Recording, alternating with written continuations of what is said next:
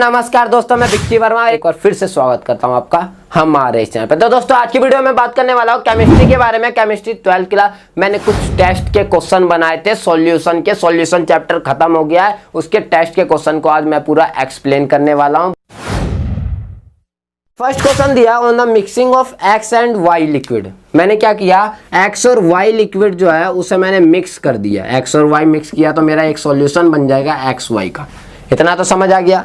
अब इसने बोला the volume of the resulting solution is increasing. इसका वॉल्यूम जो है वो क्या हो रहा है, इंक्रीज हो रहा है। मैंने भी लिखा what types of deviation for roles law, मतलब इसमें रोल्स लॉ के अनुसार कौन सा डेविएशन होगा। आपको अगर याद हो तो मैंने एक एग्जांपल भी दिया था एथेनॉल और एसीटोन का। मैंने क्या बताया था, एथेनॉल और एसीटोन में जो एथेनॉल होता है हमारा अल्कोहल जो होता है वो क्या करता है, हाइड्रोजन बॉन्डिंग की एबिलिटी बहुत तगड़ी वाली रखता है। अब क्या हुआ, उसने हाइड्रोजन बॉन्डिंग बना रखा। उसने क्या कर रखा है, हाइड्रोजन बॉन्डिंग बना रखा था। हाइड्रोजन बॉन्डिंग एक दूसरे के साथ हाइड्रोजन बॉन्डिंग उसने बना रखी थी। लेकिन रीजन क्या हुआ, उसने हाइड्रोजन बॉन्डिंग तो बना रखी, हाइड्रोजन बॉन्डिंग सबसे बेस्ट बॉन्ड भी होती है, लेकिन उसके बीच में एक कैटलिस्ट नाम का एसीटोन आ गया। मैंने एसीटोन डाला था ना, एसीटोन कैटलिस्ट आता है, बोलता है यार इस हाइड्रोजन बॉन्डिंग बनाएगा, मैं हूं और तू हाइड्रोजन बॉन्डिंग बनाए। क्या करता है, इसके बीच के हाइड्रोजन बॉन्डिंग को आके यहां से ब्रेक डाउन कर देता है। और जब इसमें ब्रेक डाउन होगा तो उस टाइम पे समझ लो वॉल्यूम इतना था, ब्रेक डाउन होते ही उसका वॉल्यूम का एक्सपेंशन हो जाएगा ना। तो ये एग्जांपल मैंने किस में दिया था आपको, पॉजिटिव डेविएशन। ग्राफ आपको दिख रहा होगा ये इस ग्राफ के अंदर मैंने पॉजिटिव डेविएशन में आपको यही बताया था कि जब भी पॉजिटिव डेविएशन होगा तो उसमें वॉल्यूम का एक्सपेंशन होता है। एंथैल्पी क्या होती है, वो इंक्रीज होती है, डिक्रीज नहीं होती। और जो एंथैल्पी और इनके बीच में चेंज आता है और वॉल्यूम का क्या हो जाता है, आपका एक्सपेंशन हो जाता है। क्या जो आंसर था वो क्या बोलोगे आप, पॉजिटिव डेविएशन। अब इसने क्वेश्चन में क्या पूछा आपको, पॉजिटिव डेविएशन के बाद what change in temperature would you observe after mixing liquid X and Y, मतलब किस तरीके का टेम्परेचर आप चेंज देखोगे जब आप एक्स और वाई को मिलाओगे। अब इसमें मैं नेगेटिव डेविएशन का एग्जांपल देना चाहूंगा। कभी भी ये याद रखना, नेगेटिव डेविएशन में अगर कोई भी चेंज आता है या कोई भी लिक्विड या किसी चीज को मिक्स करते हैं तो नेगेटिव डेविएशन में हमेशा जो टेम्परेचर होता है वो इंक्रीज होता है। तो पॉजिटिव डेविएशन में क्या होगा यार, डिक्रीज ही होगा ना। तो इसमें बस चेंज बताना था, टेम्परेचर में क्या चेंज हो रहा था, टेम्परेचर इसमें बताना था आपको डिक्रीज हो रहा है, खत्म। तो फर्स्ट क्वेश्चन में बस इतना सा था, लिखने का बस आपको मेथड पता होना चाहिए और क्वेश्चन को समझो, क्योंकि चाहे आप पढ़ तो बुक तो पढ़ लेते हो और सब कुछ नोट्स भी पढ़ लेते हो, वीडियो भी देख लेते हो, सब कुछ सही कर लेते हो, लेकिन एक चीज जो होती है रटने की जो पावर वो बड़ी तेजी से लगा लेते हो। रटना समझना नहीं, समझो रटो मत, ठीक है। क्योंकि मैं समझा रहा हूं तो समझने की पावर बढ़ाओ, रटना समझने के बाद है, क्योंकि पेपर में लिखना होता है तो वो रट के ही लिखोगे, ठीक है। समझ के लिखना लग गए तो वो डायरेक्ट वो क्या कर देगा, आपका कट कर देगा। समझ आ गया ना क्या बोला मैंने। तो इस तरीके से आपका ये पॉजिटिव डेविएशन का होता है। फिफ्थ वाला क्वेश्चन सेम था, लेकिन उसके अंदर क्या था कि ये जो आपका एक्स और वाई हो रहा था, वॉल्यूम एक्सपेंशन क्या हो रहा था उसके अंदर डिक्रीज, और डिक्रीज किस में होता है, आपका नेगेटिव डेविएशन में होता है। और इसमें नेगेटिव डेविएशन में टेम्परेचर क्या होता है, आपका इंक्रीज होता है। बस इतना सा आंसर लिखना था, खत्म हो गया ये। अब इसके बाद जो सेकंड था हेनरी लॉ बताना था। हेनरी लॉ आप तो जानते हो यार, हेनरी लॉ और सबने लिखा है, सही सही लिखा है कि जो पार्शियल प्रेशर होता है वो आपका डायरेक्टली प्रोपोर्शनल होता है वो मोल फ्रैक्शन के। और इसमें जो होता है पार्शियल प्रेशर होता है गैस का P, वो डायरेक्टली प्रोपोर्शनल होता है मोल फ्रैक्शन के। और P इज इक्वल टू क्या बना देते हैं हम, KH मोल फ्रैक्शन A, ये बन जाता है।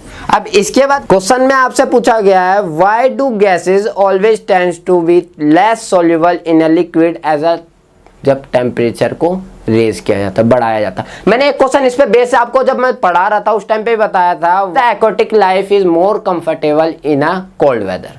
जो होते हैं वो ठंडियों में बहुत कंफर्ट अपने आप को महसूस करते हैं, लेकिन गर्मियों में वो कंफर्ट नहीं महसूस करते। रीजन क्या होता है, क्योंकि जो ठंडी में जब गैस जो टेम्परेचर होता है वो क्या होता है, डिक्रीज। जब टेम्परेचर डिक्रीज होगा उस टाइम पे आपकी KH की वैल्यू क्या हो जाएगी, डिक्रीज होगी। और KH की वैल्यू अगर डिक्रीज हो रही है ना तो सोल्यूबिलिटी इंक्रीज हो जाएगी, और सोल्यूबिलिटी इंक्रीज हो रही है तो आपके एटमॉस्फेरिक गैसेस जो होंगे ना वो सोल्यूबल होने शुरू हो जाएंगे। तो इसलिए जिस टाइम पे टेम्परेचर आपका डिक्रीज होगा सोल्यूबिलिटी उस टाइम पे इंक्रीज हो जाती है, इस कारण वो मोर कंफर्ट होते हैं। लेकिन गर्मियों के समय में जब टेम्परेचर रेज हो जाता है उस टाइम पे सोल्यूबिलिटी क्या हो जाती है, वो क्या हो जाती है, डिक्रीज होती है। KH की वैल्यू इंक्रीज हो जाती है। इस कारण से क्या होती है, गैसेस जो होते हैं वो मोर सोल्यूबल नहीं होते। बस ये कंडीशन लिखनी थी। समझ आ गया? आंसर आपको दिख रहे होंगे ये स्क्रीन पे, आप देख सकते हो। उसके बाद जो थर्ड है आपका रोल्स लॉ बताना था। रोल्स लॉ सबने ठीक ही लिखा था। उसके बाद रोल्स लॉ भी जानते हो, ये आप आंसर देख ही सकते हो, ठीक है, कि रोल्स लॉ क्या है। रोल्स लॉ के अनुसार जो आइडियल और नॉन आइडियल सॉल्यूशन बताए गए हैं उनके बीच में क्या करना था, डिफरेंस करना था। डिफरेंस में सबने एक एक पॉइंट लिखा था। डिफरेंस में मिनिमम आपको 2 पॉइंट लिखने होते। पहले तो आपका आइडियल और नॉन आइडियल का आप बता सकते थे कि जो ओवे करता है और जो ओवे नहीं करता वो आपके आइडियल और नॉन आइडियल सॉल्यूशन हो जाते। अब आइडियल सॉल्यूशन में जो आपका एंथैल्पी चेंज और वॉल्यूम चेंज होता है वो कोई चेंज नहीं होता, जीरो होता है, और इसमें जो चेंज होता है वो आप बता देते और कंडीशन लिख देते, पॉजिटिव डेविएशन और नेगेटिव डेविएशन, खत्म हो गया। सेकंड पॉइंट, दो पॉइंट लिख दिए। एक पॉइंट लिखोगे तो उसमें डिफरेंस नहीं पता चलते, 2 पॉइंट आपको लिखने होता है। एग्जांपल लिख सकते हो, एग्जांपल लिख दो यार, समझ आया? तो इस तरीके से आप इसके बीच में एग्जांपल लिख दोगे। What is mean by the positive deviation of a Rolls law? आप जानते हो पॉजिटिव डेविएशन क्या होता है, जो क्या जिसका जो वेपर प्रेशर होता है वो क्या होता है, over entire range of concentration क्या होता है, इंक्रीजिंग होता है, प्रिडिक्टेड बाय रोल्स लॉ। जितना रोल्स लॉ ने प्रिडिक्ट किया था उससे ज्यादा उसका वेपर प्रेशर आ जाए तो वो क्या होता है आपका पॉजिटिव डेविएशन में। उसका ग्राफ आप देख ही सकते हो। एग्जांपल आपको मैंने एथेनॉल और एसीटोन का आपको दे ही दिया। और इसने बोला what is the sign of delta H. Delta H का जो साइन होता है इसमें आपका पॉजिटिव होता है और नेगेटिव डेविएशन में आपका क्या होता है, इसमें नेगेटिव होता है।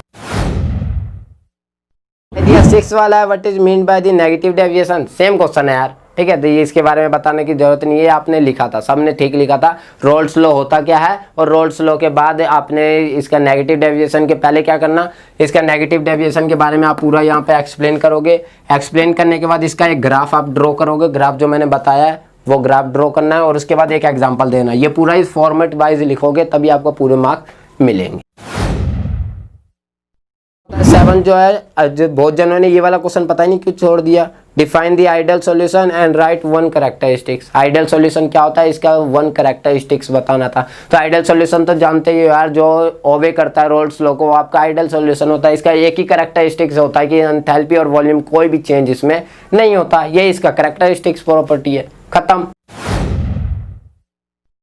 के बाद आपका 8th आ जाता है। 8th में इसने पूछा है कि क्लोरोफॉर्म और एसीटोन, ये आपका किसी एग्जांपल है नेगेटिव डेविएशन का। और नेगेटिव डेविएशन में क्या होता है, टेम्परेचर क्या होता है, इंक्रीज होता है। तो जो पूरा केस लिखा हुआ था वो एग्जांपल वाला, वो केस आपको इसमें पूरा क्या करना था, लिखना था। सब आपको मैंने बिल्कुल अच्छे तरीके से बताया था, लेकिन आपको ये था कि क्वेश्चन को समझने का रीजन, क्वेश्चन नहीं समझ आया, तो अब मैं क्वेश्चन ही समझा रहा हूँ। इसने पूछा 8th के फर्स्ट पार्ट में why is an increase in temperature observe on the mixing of chloroform and acetone. Negative deviation में क्या होता है कि अगर कोई भी चीज़ मिलाई जाती है तो उसमें एंथैल्पी में क्या होता है, वो हाइड्रोजन बॉन्डिंग बना लेते हैं और हाइड्रोजन बॉन्डिंग के कारण उनका वॉल्यूम एक्सपेंशन क्या हो जाता है, वो डिक्रीज हो जाता है। इस कारण टेम्परेचर होता है वो आपका उसमें इंक्रीज हो जाता है। ठीक है, क्या हो जाता है, इंक्रीज हो जाता है। ये इसका फर्स्ट पार्ट हो गया। सेकंड है why does sodium chloride solution freeze. ये लोअर टेम्परेचर, इसके बारे में जो मैंने वीडियो जो सेकंड पार्ट भेजी है उसे आप अगर एलिवेशन ऑफ बॉइलिंग पॉइंट और उसके बारे में पढ़ लोगे तो इसके बारे आंसर भी आप आराम से दे दोगे। ठीक है, तो कोई दिक्कत नहीं होनी चाहिए इसमें। इसके बाद आपका 9th था। 9th में मोलैलिटी और मोलैरिटी दोनों में डिफरेंस बताना था और इस पर टेम्परेचर का क्या इफेक्ट पड़ता है। वो डिफरेंस आपका ठीक था, लेकिन टेम्परेचर का इफेक्ट क्या पड़ता है यही किसी को नहीं पता था। यही था ना। अब टेम्परेचर का इफेक्ट क्या होता है, मोलैरिटी में कंसंट्रेशन आती है। मोलैरिटी में क्या आती है आपकी, कंसंट्रेशन। और कंसंट्रेशन आने के कारण क्या होती है, उसमें मोलैरिटी क्या होती है, वो डिक्रीज हो जाती है विद इंक्रीज इन टेम्परेचर। तो जब मोलैरिटी क्या होती है, टेम्परेचर पे डिपेंड करती है, उसका हम टेम्परेचर क्या करते हैं, इंक्रीज करते हैं, तो मोलैरिटी क्या हो जाती है, डिक्रीज हो जाती है, क्योंकि वो कंसंट्रेशन है। लेकिन मोलैलिटी में क्या होता है, मोलैलिटी में आपका वॉल्यूम नहीं आता। मोलैलिटी जानते हो ना, उसके अंदर आपका कोई वॉल्यूम नहीं होता। इस कारण क्या होता है, वॉल्यूम ना आने के कारण वो इंडिपेंडेंट होता है टेम्परेचर से। टेम्परेचर पर कोई डिपेंडेंट नहीं होता, तो इसमें कोई चेंज नहीं आता। और मोलैरिटी में बस टेम्परेचर को इंक्रीज करो तो वो डिक्रीज सा हो जाता है। हेनरी लॉ को बताना था और मेंशन करने थे इसके एप्लीकेशन। तो हेनरी लॉ आप जानते ही हो, पार्शियल प्रेशर वाला ये वाला। इसका जो एप्लीकेशन था वो एक CO2 वाला, सॉफ्ट ड्रिंक वाला। सबने एक एक लिखा था। भाई यार मैंने तीनों बोले थे लिखने के लिए, उसमें मेंशन नहीं किया था। इसका मतलब आप मेंशन कर लिखोगे ही नहीं। तो आपको CO2 वाला भी लिखना था, एनोक्सिया वाला भी लिखना था और बैंड फॉर्मेशन वाले भी लिखने थे। तीनों कंडीशन लिख के आपको आंसर देना था। यहीं पे आपके 10 के 10 क्वेश्चन जो होते हैं यहीं पे समाप्त हो जाते हैं। 10 क्वेश्चन मैंने आपके पेपर से रिलेटेड और जो पढ़ा हुआ था ना उसी से रिलेटेड सब कुछ दिया था, लेकिन फिर भी सारे क्वेश्चन किसी ने अटेंड नहीं किए। मिलते हैं नेक्स्ट वीडियो में ऐसे धमाकेदार टॉपिक और धमाकेदार क्वेश्चन और एक्सप्लेनेशन के साथ। जब तक के लिए बने रहे विक्की वर्मा के साथ। जय हिंद, जय भारत।